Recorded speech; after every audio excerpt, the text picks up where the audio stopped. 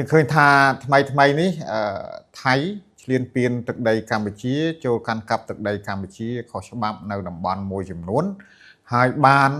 ដាក់បញ្ចូលប្រាសាទដែលខ្លួនឈ្លានពានកាន់កាប់ដោយខុសច្បាប់នេះដូចជាប្រាសាទខ្នារប្រាសាទតាកបីតាមន់អីជាដើមហ្នឹងទៅជាបញ្ជីបេតិកភណ្ឌរបស់ខ្លួនជាតិខ្លួនទៅវិញទាំងអស់នេះសុទ្ធតែជាទង្វើខុសច្បាប់អន្តរជាតិសូមបញ្ជាក់ថាបើយើងនិយាយពីប្រាសាទខ្នារវិញតាមខ្ញុំទទួលព័ត៌មានពីក្រសួងវប្បធម៌និងវិចិត្រសិល្បៈនៃប្រជាជាតិកម្ពុជាយើងបានបញ្ចូលជាសម្បត្តិបេតិកភណ្ឌជាតិកម្ពុជាយូរមកហើយ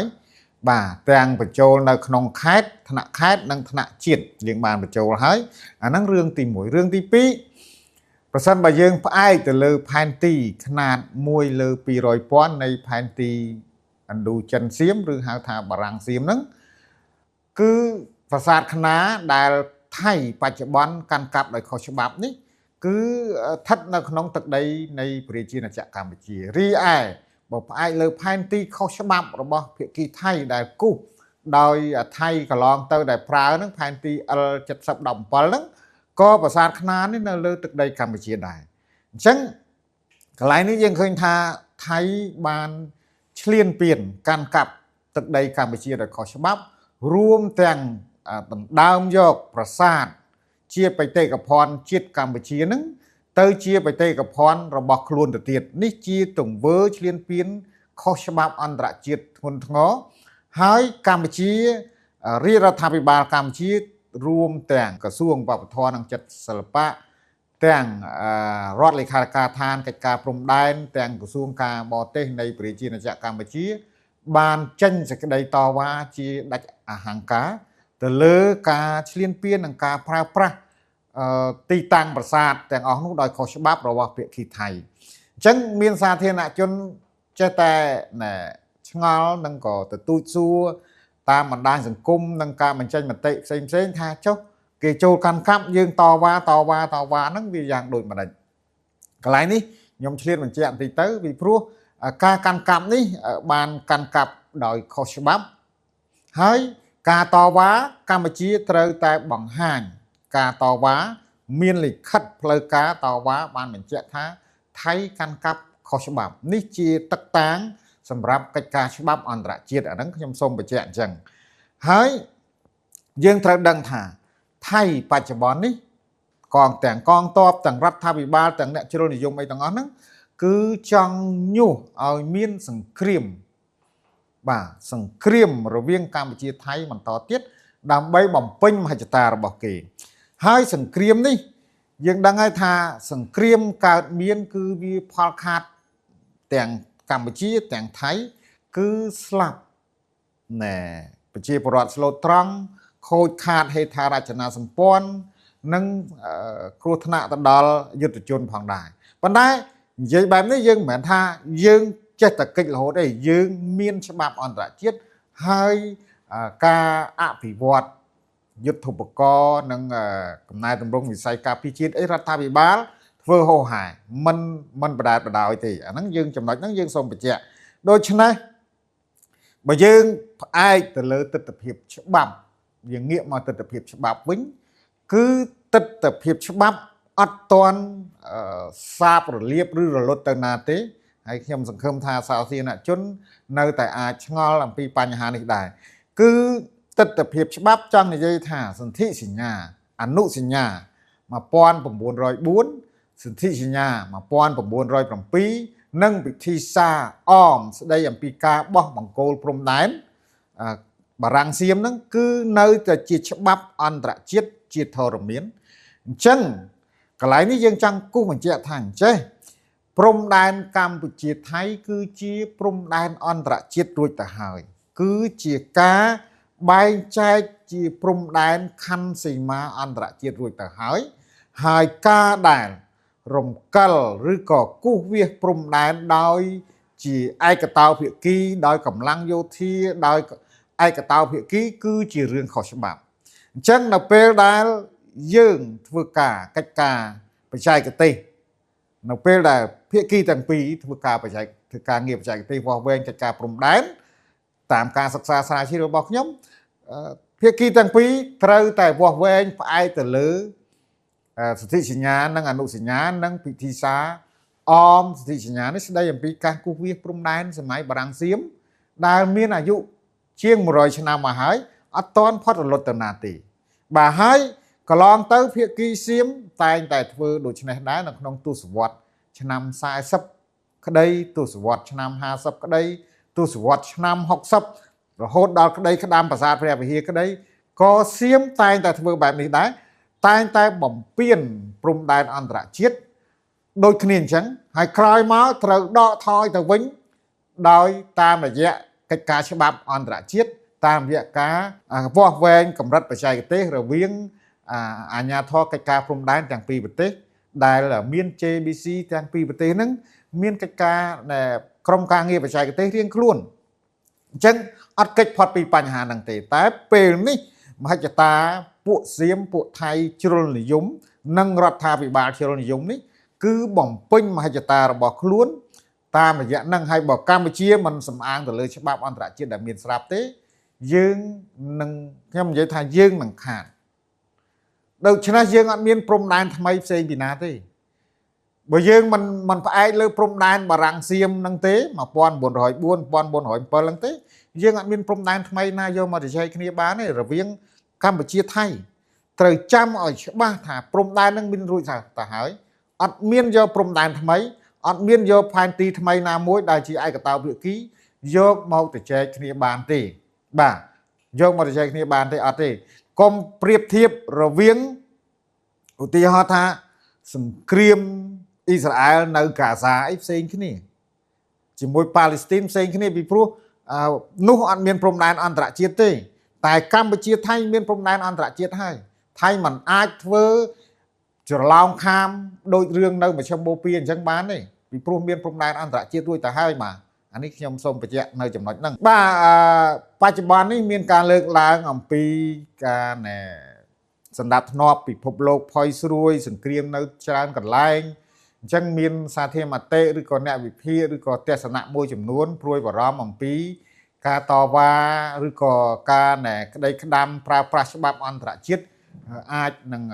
មានបញ្ហាយ៉ាងនេះយ៉ាងនោះតែចំពោះខ្ញុំនៅតែមានសុធិនិយមចំពោះច្បាប់អន្តរជាតិចំពោះកិច្ចការទូតអន្តរជាតិដែលកម្ពុជារាជរដ្ឋាភិបាលកម្ពុជាបាននឹងកំពុងធ្វើយ៉ាងស្រស័កស្រស្រាំនេះខ្ញុំមានសុធិនិយមពីព្រោះខ្ញុំបញ្ជាក់មុននេះហើយតាំងពីទសវត្សរ៍40វិបុលសង្គ្រាមមានមហិច្ឆតាឈ្លានពានទឹកដីកម្ពុជាដោយបច្ចុប្បន្នហ្នឹងអញ្ចឹងតែក្រោយមកมันអាចទៅរួចបាទនៅឆ្នាំ41 46អីហ្នឹងត្រូវរំកិលទៅវិញអីចឹងទៅបាទហើយអាហ្នឹងគឺយើងមានច្បាប់អន្តរជាតិក្រោយមកទសវត្សរ៍ឆ្នាំ60ជាពិសេសឆ្នាំ62ដែលសរដ្ឋានរដ្ឋខ្ញុំសូមបញ្ជាក់ឡើងវិញមិនទទួលយកសេចក្តីសម្រេចរបស់ ICJ ជាដើមហ្នឹងគឺនេះជាទស្សនៈជ្រុលនិយមរបស់នាយករដ្ឋមន្ត្រីសៀមនាសម័យនោះថៃនាសម័យនោះក៏ប៉ុន្តែចុងក្រោយថៃត្រូវតែលំអោនកាយទទួលយកសេចក្តីសម្រេចតុលាការយុត្តិធម៌អន្តរជាតិដដែលដែលជាច្បាប់អន្តរជាតិมันអាចកិច្ចទៅណាទេពីព្រោះត្រូវដឹងថាថៃខ្លួនឯងហ្នឹងបច្ចុប្បន្នហ្នឹងគឺជាសមាជិកអង្គការសហប្រជាជាតិជារដ្ឋសមាជិកអង្គការសហប្រជាជាតិជាសមាជិកអាស៊ានអូហើយប៉ុន្តែយើងនិយាយថាអង្គការសហប្រជាជាតិដែលគោរពទៅតាមសណ្ដាប់ធ្នាប់អន្តរជាតិដែលមានអង្គការសហប្រជាជាតិមានធម្មនុញ្ញអង្គការសហជាតិដើម្បីគ្រប់គ្រងស្ថានភាពសណ្ដាប់ធ្នាប់ពិភពលោកបច្ចុប្បន្នអញ្ចឹងអត់អាចគេចផុតពីច្បាប់អន្តរជាតិទេវាលែងតែប្រទេសពីរហ្នឹងអត់ដែលមានព្រំដែននឹងគ្នាអត់ដែលមានការគូសវាសព្រំដែនអន្តរជាតិជាមួយគ្នា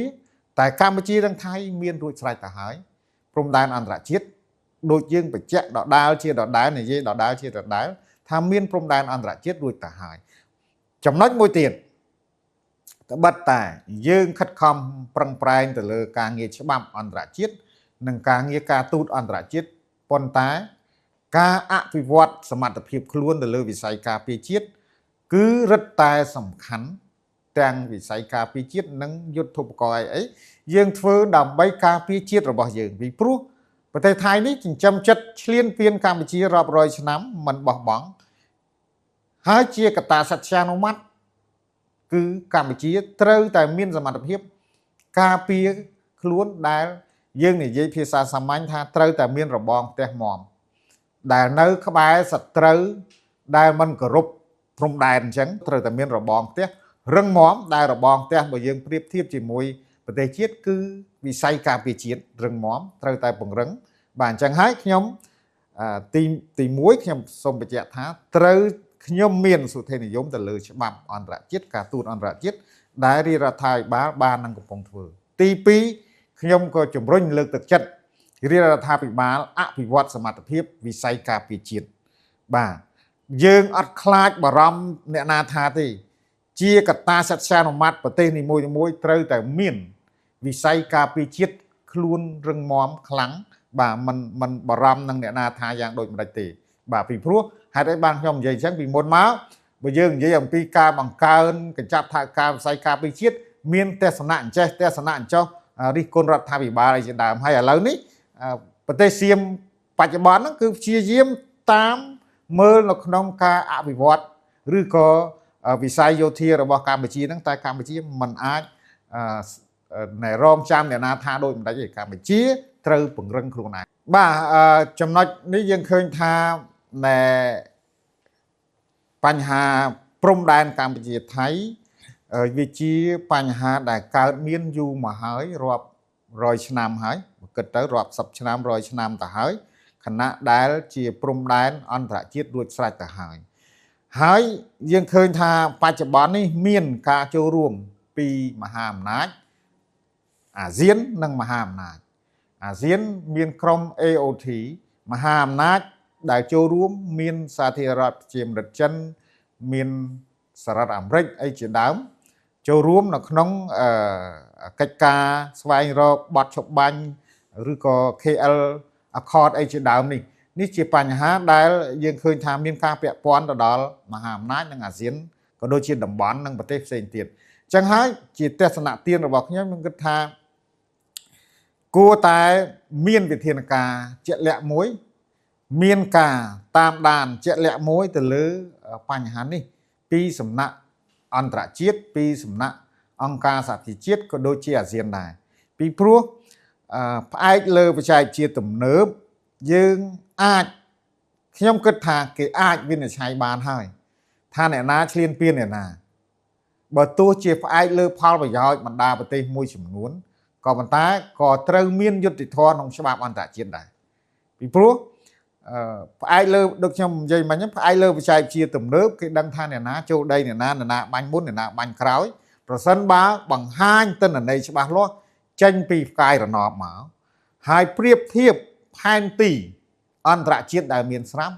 អត់មានពិបាកវិនិច្ឆ័យទេអញ្ចឹងហើយខ្ញុំអំពាវនាវឲ្យអន្តរជាតិផ្ដល់យុត្តិធម៌ដល់កម្ពុជានៅចំណុចនេះបាទมันអាចនៅសង្ងំស្ងៀមថាទុកឲ្យអ្នកណាធ្វើអីស្រេចតែនឹងចិត្តដោយគ្មានការចេញជាវិធានការឬក៏សារនយោបាយណាមួយអញ្ចឹងនាំឲ្យតំបន់ហ្នឹងវាទៅជាតំបន់បាត់សណ្ដាប់ធ្នាប់ឬអាចមានសង្គ្រាមក្នុងតំបន់ពីព្រោះគ្មានប្រទេសណាមួយសុខចិត្តឲ្យប្រទេសផ្សេងទៀតមកឈ្លានពានខ្លួនទេអញ្ចឹងវាអាចនឹងរីករាលដាលនៅសង្គ្រាមដែលការពារទឹកដីរបស់ខ្លួនកម្ពុជាដាច់ខាតត្រូវការពារទឹកដីរបស់ខ្លួនហើយកម្ពុជាជាផ្នែកសំខាន់មួយរបស់អាស៊ានហើយក៏ជាផ្នែកសំខាន់មួយនៃសណ្ដាប់ធ្នាប់ពិភពលោកដែរ